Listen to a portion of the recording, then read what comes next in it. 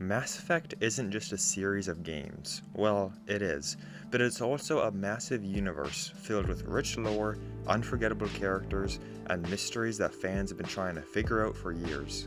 While the trilogy wrapped up many storylines, it left plenty of questions unanswered, sparking countless fan theories. In today's video, we are going to be talking about a couple of the best Mass Effect theories that fans have come up with. Of course, some of these are most likely wrong, but I try to pick out the best conspiracy theories that could actually be true. Without further ado, let's begin. Let's start off with one of the more scary if true theories out there. In Mass Effect 3, has anyone noticed that the Citadel DLC almost seems misplaced? The mission is assumed to take place right before the final mission, but there's many signs that could actually take place after the final mission, after Commander Shepard has died, and they are all just in purgatory. First of all, every single character is way too happy in this DLC for it to be right before they go out and try to stop the Reapers, because if they lose, then the entire universe will get destroyed and everyone will die. Yet the characters are making way more jokes than usual, dancing, getting drunk, and practically just wasting time.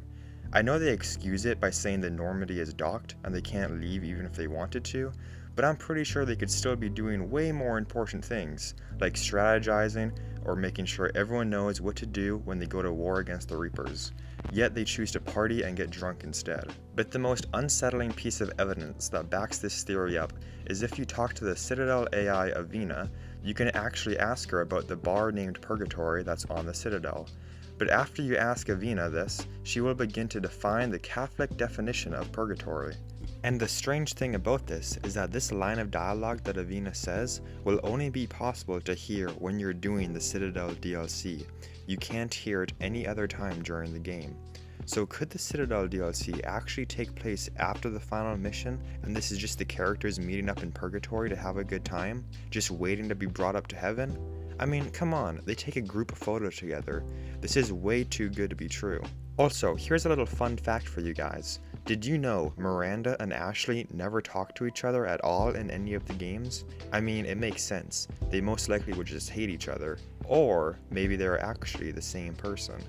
I came up with that just now.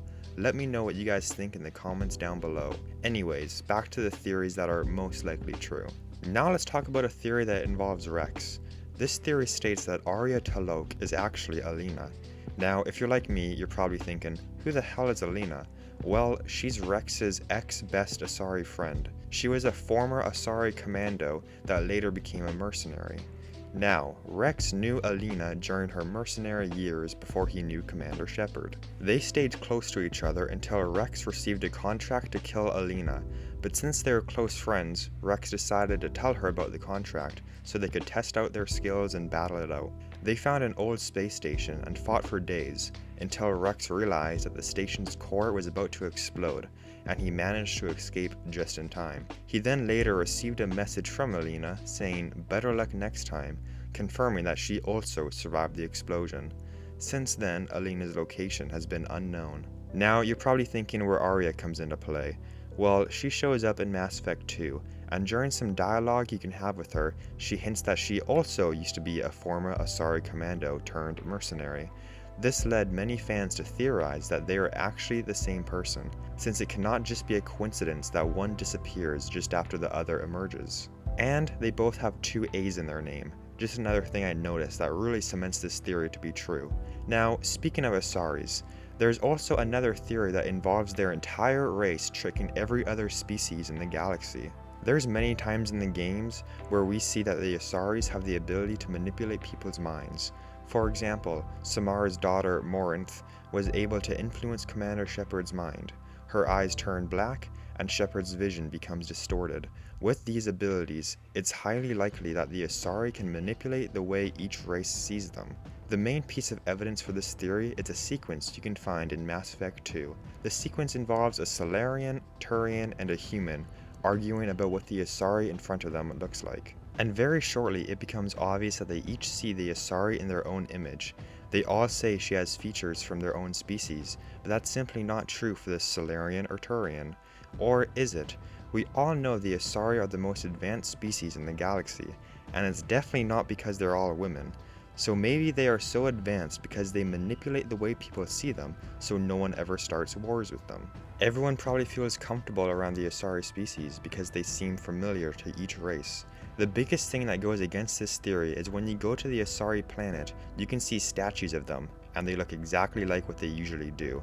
It's also worth noting that the human, Turian, and Salarian are all very drunk, so they could just be seeing things. But who knows, maybe the Asaris actually do manipulate everyone's minds. Maybe even so much to the extent where everyone will just see the rock statues of them in their own image. Now, this next theory is probably one of the most popular theories, and I don't personally believe it, but I thought it was interesting enough to bring up. If you've played and finished Mass Effect 3, then you know that the ending was a little anticlimactic.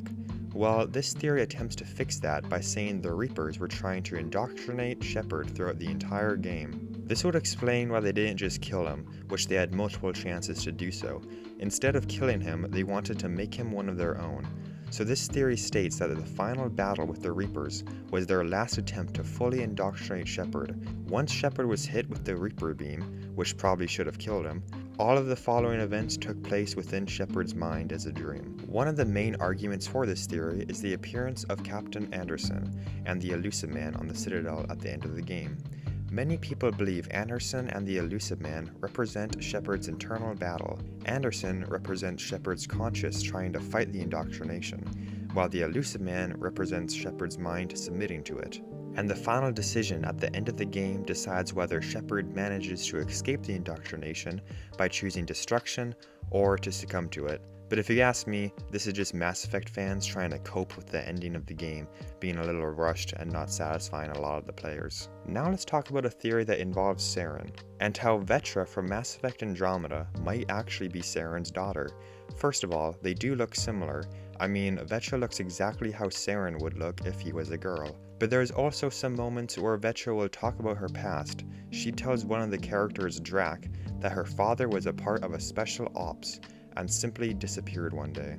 All Vetra knows is that he got involved with shady people, and Vetra's mom was high up in the military command, so it is very possible that she would have come in contact with Saren, who climbed up the military rankings and became the youngest Turian Spectre. Furthermore, in the novel that's about Saren, Mass Effect Revelations, it takes place in 2165, and starts with Saren's obsession with the Reapers and Geth, and the events of Mass Effect 1 happen 18 years later, and by then, Saren had become a rogue agent. Vetra's younger sister was only 1 year old when their father left, and is presumed to have been born during the beginning or during Saren's descent into madness. So if this theory is true and Saren is their father, then it would make sense on why he left, because he was becoming crazy, and the timelines are close enough to make this theory very possible. And those are just a couple Mass Effect theories that could be true.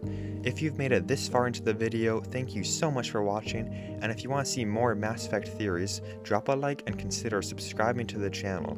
Also, I have a couple more theory videos on Red Dead Redemption and Breaking Bad, so go check those out too. I'll see you in the next one. Goodbye.